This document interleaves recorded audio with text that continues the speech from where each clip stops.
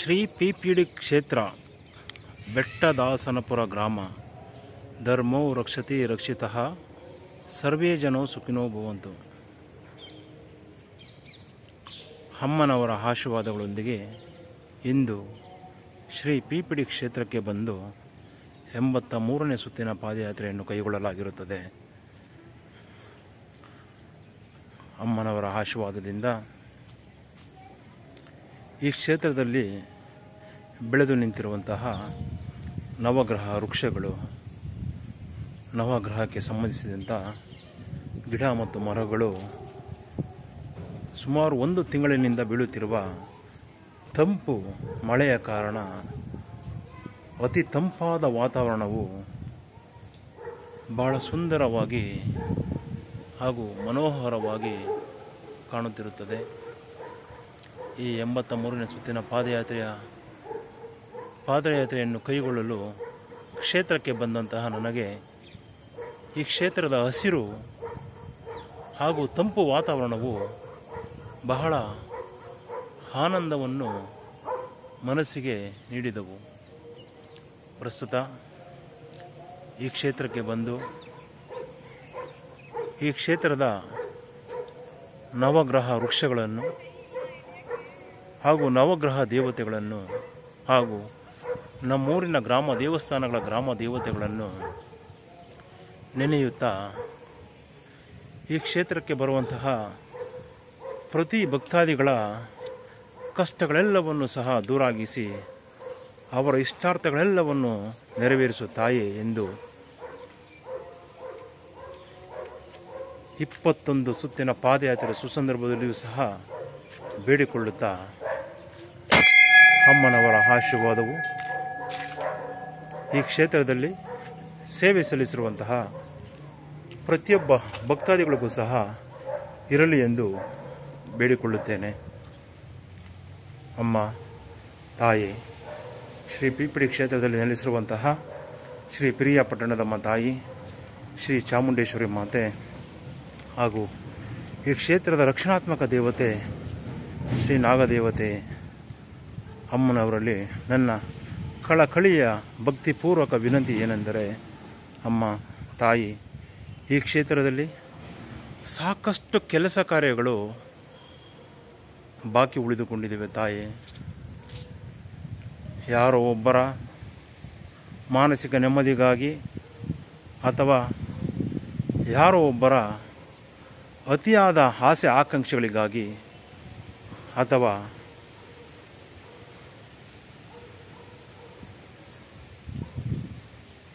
ಈ ಕ್ಷೇತ್ರದ ಭವಿಷ್ಯದ ಧರ್ಮದ ಉಳಿವಿನ ಒಂದು ಜ್ಞಾಪಕಾರ್ಥವಾಗಿಯೋ ಏನೋ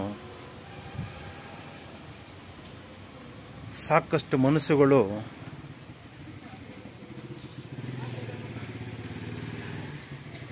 ಬಹಳ ದುಷ್ಟಕರವಾಗಿ ಬಹಳ ಅಧರ್ಮೀಯವಾಗಿ ಯೋಚಿಸುತ್ತಾ ಈ ಕ್ಷೇತ್ರದ ಸೇವಾಕರ್ತರುಗಳಿಗೆ ಸಾಕಷ್ಟು ತೊಂದರೆಗಳನ್ನು ಕೊಡುವಂತಹ ಕೆಲಸವನ್ನು ಮಾಡುತ್ತಿದ್ದಾರೆ ತಾಯಿ. ಅಮ್ಮ ಈ 83ನೇ ಸುತ್ತಿನ ಪಾದಯಾತ್ರೆಯಲ್ಲಿ 21 ಬಾರಿ ಈ ಕ್ಷೇತ್ರಕ್ಕೆ ಬಂದು ಪಾದಯಾತ್ರೆಯನ್ನು ಕೈಗೊಂಡು ಅಮ್ಮನವರಲ್ಲಿ ನನ್ನ ಮನವಿ ಏನೆಂದರೆ, ಶ್ರೀ ಪಿರಿಯಾಪಟ್ಟಣದಮ್ಮ ತಾಯಿ ಶ್ರೀ ಚಾಮುಂಡೇಶ್ವರಿ ಮಾತೆ ಶ್ರೀ ನಾಗದೇವತಾ ಮಾತೆ ಈ ಕ್ಷೇತ್ರದಲ್ಲಿ ಬಾಕಿ ಉಳಿದಿರುವಂತಹ ಕೆಲಸ ಕಾರ್ಯಗಳು ಆದಷ್ಟು ಬೇಗನೆ ಕಾರ್ಯಾರಂಭ ಮಾಡುವಂತಾಗಲಿ ತಾಯಿ. ಧರ್ಮೋ ರಕ್ಷತಿ ರಕ್ಷಿತಃ ಸರ್ವೇ ಜನೋ ಸುಖಿನೋ ಭವಂತು ಎಂಬ ವೇದವಾಕ್ಯವು ಅಮ್ಮ ಈ ಪದಗಳಲ್ಲಿ ಸಾಕಷ್ಟು ಅರ್ಥವಿದೆ ತಾಯಿ. ಯಾರೋ ಒಬ್ಬರ ಆತ್ಮತೃಪ್ತಿಗಾಗಿ, ಯಾರೊಬ್ಬರ ಅಧರ್ಮೀಯ ಮನಸ್ಥಿತಿಯಿಂದಾಗಿ ಈ ಕ್ಷೇತ್ರದ ಸೇವಾಕರ್ತರುಗಳಿಗೆ ಸಾಕಷ್ಟು ತೊಂದರೆಯನ್ನು ಕೊಡುವಂತಹ ಯೋಚನೆಯನ್ನು ಮಾಡಿ ಈ ಕ್ಷೇತ್ರದಲ್ಲಿ ನಡೆಯಬೇಕಾಗಿರುವಂತಹ ಸಾಕಷ್ಟು ಧರ್ಮದ ಕೆಲಸ ಕಾರ್ಯಗಳಿಗೆ ಹಿನ್ನಡೆಯಾಗಿದೆ ತಾಯಿ. ಶ್ರೀ ಪಿರಿಯಾಪಟ್ಟಣದಮ್ಮ ತಾಯಿ, ನಾವು ಹುಟ್ಟಿನಿಂದಲೂ ಸಹ ಶ್ರೀ ಶನೈಶ್ಚರಯ್ಯ ಸ್ವಾಮಿಯನ್ನು ನೆನೆದುಕೊಂಡು ಆ ಸ್ವಾಮಿಯ ಅನುಗ್ರಹದಿಂದ ಹುಟ್ಟಿ ಬೆಳೆದಂಥ ನಾವು ನಮ್ಮ ಹಿರಿಯರು ಪೂಜಿಸುತ್ತಾ ಬಂದಂತಹ ಶ್ರೀ ಪಿರಿಯಾಪಟ್ಟಣದಮ್ಮ ಅಮ್ಮನವರನ್ನು ನೆನೆಯುತ್ತಾ ಜೀವನವನ್ನು ಸಾಗಿಸುತ್ತಿದ್ದೇವೆ ತಾಯಿ. ನಿನ್ನ ಆಶೀರ್ವಾದ ಅನುಗ್ರಹವಿಲ್ಲದೆ ಒಂದು ಹುಲ್ಲು ಕಡ್ಡಿಯೂ ಸಹ ಅಲುಗಾಡುವುದಿಲ್ಲವೆಂದು ನಾನು ಮನಗಂಡಿದ್ದೇನೆ ತಾಯಿ. ಬನ್ನಿ ಮಾತಾ, ಧರ್ಮ ದೇವತೆ, ಈ ಕ್ಷೇತ್ರದ ಶಕ್ತಿ ದೇವತೆ ಅಮ್ಮ ತಾಯಿ, ನನ್ನ ಸಹೋದರನ ಮಾನಸಿಕ ದುಗುಡವನ್ನು ದೂರಾಗಿಸು ತಾಯೇ. ನಿನ್ನ ಸೇವೆಯನ್ನು ಮಾಡುವಂತಹ ಅಪಾರವಾದ ಶಕ್ತಿಯನ್ನು ಕೊಡು ತಾಯಿ. ಹಿಂದಿನ ಈ ಕ್ಷೇತ್ರದ ಅಭಿವೃದ್ಧಿಯ ಈ ಹಂತಕ್ಕೆ ಬರಲು ನನ್ನ ಸಹೋದರರಿಬ್ಬರೂ ಸಹ ನನಗೆ ಸಾಕಷ್ಟು ಬೆಂಬಲವನ್ನು ನೀಡಿ ಆರ್ಥಿಕವಾಗಿ, ದೈಹಿಕವಾಗಿ ಸಾಕಷ್ಟು ಮನೋಸ್ಥೈರ್ಯವನ್ನು ತುಂಬಿ ಮನೋಬಲವನ್ನು ತುಂಬಿದ್ದಾರೆ ತಾಯಿ. ನಾನು ಹಿಂದೆ ಕೆಲವೊಂದು ಭಾವಚಿತ್ರಗಳಲ್ಲಿ ನಮೂದಿಸಿ ನನ್ನ ಫೇಸ್ಬುಕ್ ಖಾತೆಯಲ್ಲಿ ಹಾಕಿಕೊಂಡಿದ್ದೇನೆ. ಹಿಂದೊಬ್ಬ ಗುರುವಿದ್ದ, ಮುಂದೊಂದು ಗುರಿಯಿತ್ತು, ಅದುವೇ ಶ್ರೀ ಪಿಪಿಡಿ ಕ್ಷೇತ್ರವೆಂದು. ಅಮ್ಮ ತಾಯಿ, ಶ್ರೀ ಪಿರಿಯಾಪಟ್ಟಣದಮ್ಮ ತಾಯಿ, ಎಲ್ಲ ಸಮಯವೂ ಸಹ ನಮ್ಮದೇ ಆಗಿರುವುದಿಲ್ಲ. ಆದ್ದರಿಂದ ಕೃಪೆ ತೋರಿ ನನ್ನ ಸಹೋದರನ ಮನಸ್ಸಿನ ದುಗುಡವನ್ನು ದೂರಾಗಿಸಿ ಈ ಕ್ಷೇತ್ರದಲ್ಲಿ ನಡೆಯಬೇಕಾಗಿರುವಂತಹ ಸಾಕಷ್ಟು ಕೆಲಸ ಕಾರ್ಯಗಳಿಗೆ ಶಕ್ತಿ ತುಂಬಿ ಆಶೀರ್ವದಿಸು ಮಾತೆ ಎಂದು ಈ 83ನೇ ಸುತ್ತಿನ ಪಾದಯಾತ್ರೆಯ ಸುಸಂದರ್ಭದಲ್ಲಿ ಶ್ರೀ ನಾಗದೇವತೆಯ ಪಾದಗಳಲ್ಲಿ ಬೇಡಿಕೊಳ್ಳುತ್ತಿದ್ದೇನೆ.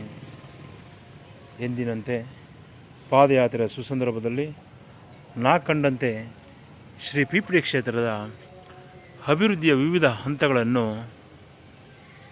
ವಿವರಿಸುವುದನ್ನು ರೂಢಿಸಿಕೊಂಡು ಬಂದಿದ್ದು, ಅಂದು ಶ್ರೀ ಪಿರಿಯಾಪಟ್ಟಣದಮ್ಮ ನೂತನ ದೇವಸ್ಥಾನದ ಆವರಣದಲ್ಲಿ ಇದ್ದಂತಹ ಬೋರ್ವೆಲ್ ನೀರಿನ ಅಭಾವದಿಂದಾಗಿ ನಿಂತು ಹೋಗಿದ್ದು, ಸಾಕಷ್ಟು ಸಮಯದ ನಂತರ ನಮ್ಮೂರಿನ ಗ್ರಾಮಸ್ಥರು ಮತ್ತು ಈ ಕ್ಷೇತ್ರದ ಭಕ್ತಾದಿಯಾದಂತಹ ಶ್ರೀಯುತ ನಾರಾಯಣಸ್ವಾಮಿ ಅಣ್ಣನವರು ಹಾಗೂ ಪುಟ್ಟಣ್ಣನವರು ಹಾಗೂ ಸೀನಣ್ಣನವರು ಹಾಗೂ ಇನ್ನು ಕೆಲವರೆಲ್ಲರೂ ಸಹ ಈ ಕ್ಷೇತ್ರಕ್ಕೆ ಬಂದು ಹೊಸದಾಗಿ ಒಂದು ಬೋರ್ವೆಲ್ಲನ್ನು ಹಾಕಬೇಕೆಂದು ತೀರ್ಮಾನಿಸಿ ಈ ಸ್ಥಳದಲ್ಲಿದ್ದಂತಹ ಕಲ್ಲು ಮುಳ್ಳುಗಳ ರಾಶಿಯಲ್ಲಿ ಎಲ್ಲವನ್ನು ಕ್ಲೀನ್ ಮಾಡಿ ಈ ಸ್ಥಳದಲ್ಲಿ ಒಂದು ಬೋರ್ವೆಲ್ಲನ್ನು ಹಾಕುತ್ತಾರೆ.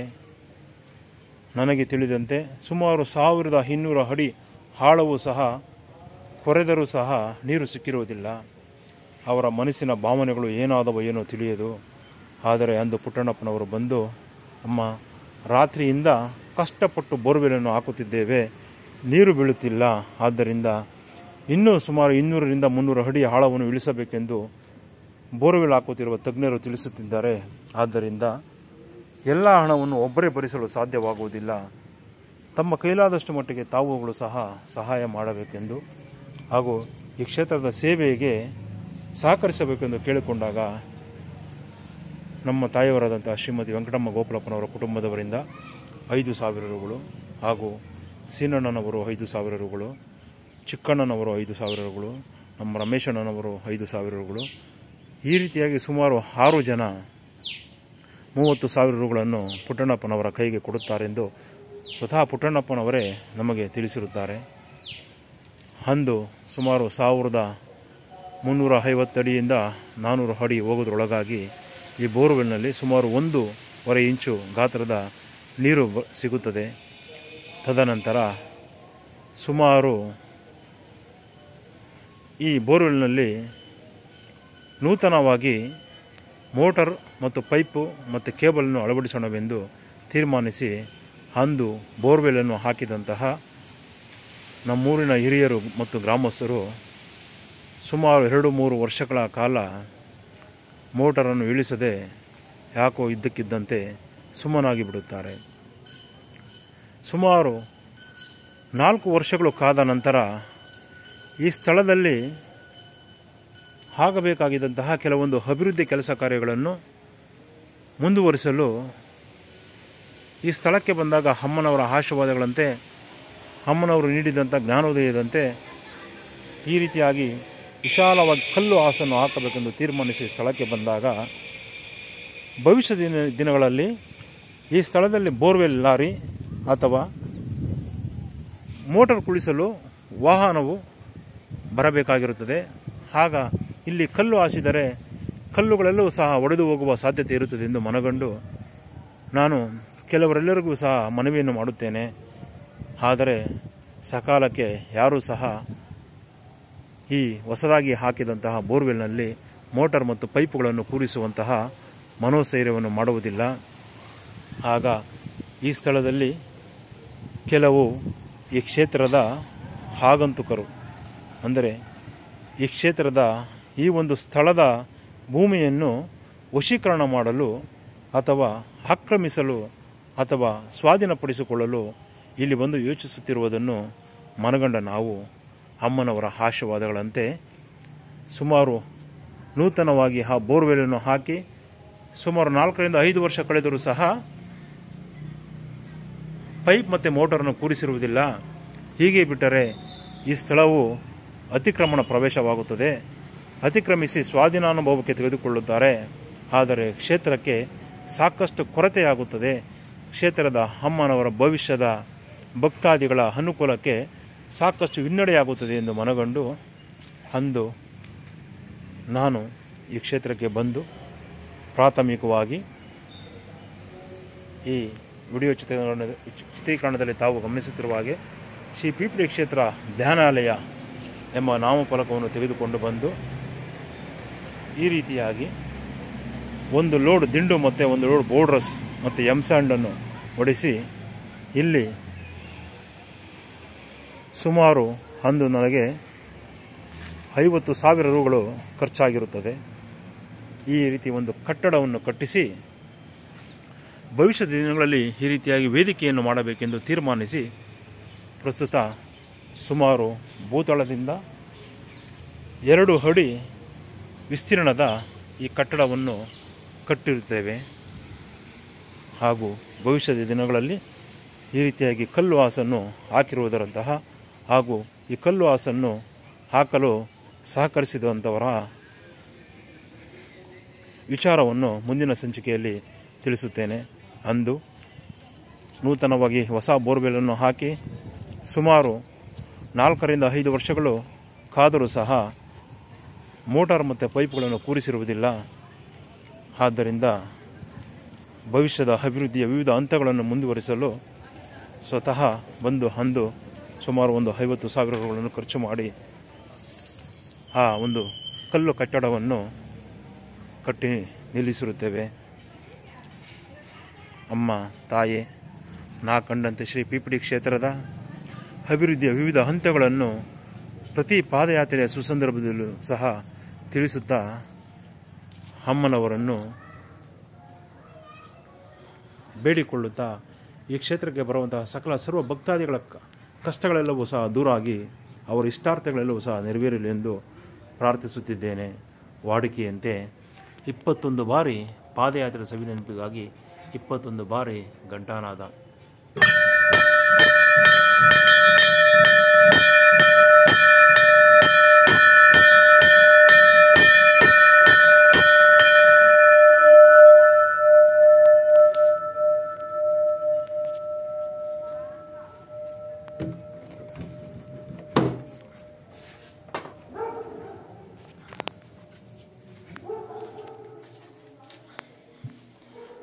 ಅಮ್ಮ ತಾಯಿ ಶ್ರೀ ಪ್ರಿಯ ಪಟ್ಟಣದ ಮೂಲ ಸಪ್ತ ಮಾತೃಕೆರೆ ಈ ಕ್ಷೇತ್ರದಲ್ಲಿ ನೆನೆಗುದಿಗೆ ಬಿದ್ದಿರುವಂತಹ ಎಲ್ಲ ಕೆಲಸ ಕಾರ್ಯಗಳು ಶೀಘ್ರದಲ್ಲಿಯೇ ನೆರವೇರಲೆಂದು ಆಶೀರ್ವದಿಸಿ ಈ ಕ್ಷೇತ್ರದ ಭವಿಷ್ಯದ ಭಕ್ತಾದಿಗಳ ಅನುಕೂಲಕ್ಕಾಗಿ ಈ ಕ್ಷೇತ್ರದಲ್ಲಿ ನಿಂತು ಹೋಗಿರುವಂತಹ ಎಲ್ಲ ಕೆಲಸ ಕಾರ್ಯಗಳು ಮುಂದುವರಿಯುವಂತಾಗಲಿ ಎಂದು ಎಲ್ಲ ಕೆಲಸ ಕಾರ್ಯಗಳು ಬೇಗನೆ ಆರಂಭವಾಗಲಿ ಎಂದು ಈ 83ನೇ ಸುತ್ತಿನ ಪಾದಯಾತ್ರೆ ಸುಸಂದರ್ಭದಲ್ಲಿ ಅಮ್ಮನವರನ್ನು ಬೇಡಿಕೊಳ್ಳುತ್ತಿದ್ದೇನೆ. ಅಮ್ಮ ತಾಯಿ, ನನ್ನ ಸಹೋದರನ ಮಾನಸಿಕ ದುಗುಡವನ್ನೆಲ್ಲವನ್ನು ದೂರಾಗಿಸು ತಾಯೇ. ಆತನಿಂದ ಇಲ್ಲಿ ಸಾಕಷ್ಟು ಕೆಲಸ ಕಾರ್ಯಗಳು ನಡೆಯಬೇಕಾಗಿದೆ ತಾಯೇ. ದಯಮಾಡಿ ಅವನಿಗೆ ಆಶೀರ್ವದಿಸು ಮತ್ತು ಅನುಗ್ರಹಿಸು ತಾಯಿ ಎಂದು ಈ 83ನೇ ಸುತ್ತಿನ ಪಾದಯಾತ್ರೆ ಸುಸಂದರ್ಭದಲ್ಲಿ ಬೇಡಿಕೊಳ್ಳುತ್ತಿದ್ದೇನೆ. ಧರ್ಮೋ ರಕ್ಷತಿ ರಕ್ಷಿತಃ ಸರ್ವೇ ಜನೋ ಸುಖಿನೋ ಭವಂತು. ಧನ್ಯೋಸ್ಮಿ ಮಾತಾ, ಧನ್ಯೋಸ್ಮಿ.